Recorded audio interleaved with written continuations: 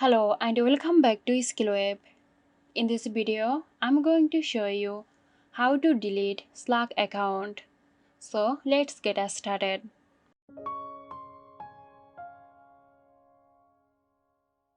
Start by logging into your Slack account.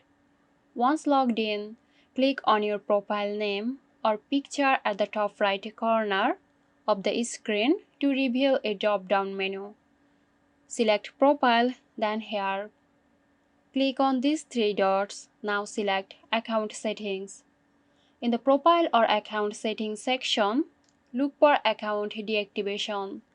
OK, now click on this option and Slack will guide you through the account deletion process. Slack will prompt you to confirm the account deletion. Review the information provided and confirm by clicking Yes or Delete my account. After confirming, Slack will permanently delete your account. So that's it. If you found this tutorial helpful, give us a like and subscribe to our channel for more interesting videos.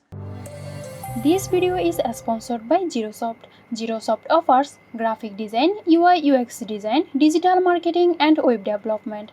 Elevate your brand with Zerosoft today. For more details, check the description box.